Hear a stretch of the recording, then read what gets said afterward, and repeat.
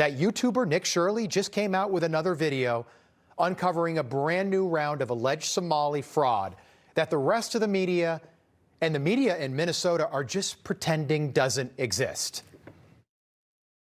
In Minnesota, we have something called non-emergency medical transportation, NEMT. My research has shown that there are about 1,020 such companies in Minnesota, and more than 90% of them are Somali-owned. We're just looking for Safari transportation. We don't know. So, but this is registered for Safari transportation, 607. That's the address. Okay, we don't know. We're asking where Safari transportation is. We don't know. Okay, so the business is not here. Don't record. Fuad Omar? Fuad Omar? We don't know.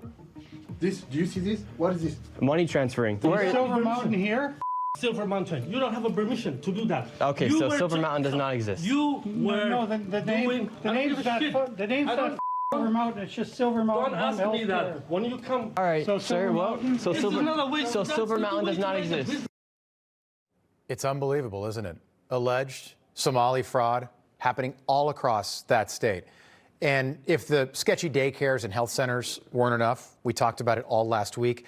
Nick Shirley now reporting that hundreds of so-called non-emergency medical transport companies are now being paid millions of dollars by the state of Minnesota to take alleged patients back and forth to doctor's appointments. Sounds fairly normal, right?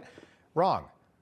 Most of the companies are nowhere to be found, and the vehicles don't have any patients in them, which is a problem when you're transporting patients. And they were met with hostile Somali immigrants at nearly every address they went to. And then there was this, an unidentified man claiming to be a former TSA agent at the airport in Minneapolis, saying a massive amount of those taxpayer dollars are being flown out of the country back to Somalia in giant suitcases packed full of cash. The smallest amount in a suitcase that I heard was like $750,000.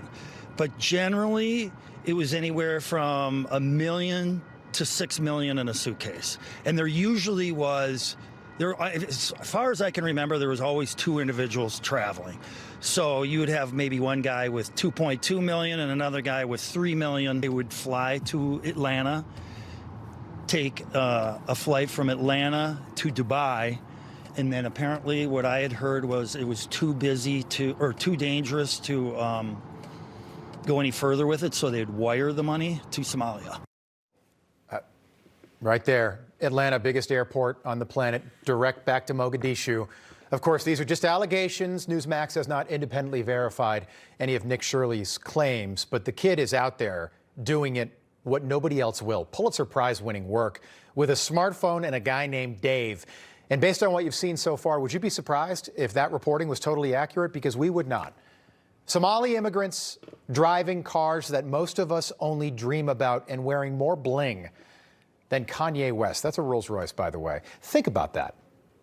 And at what point do Democrats stop protecting the criminals and stand up for the American people? Not just the people in Minnesota, the American people. Information.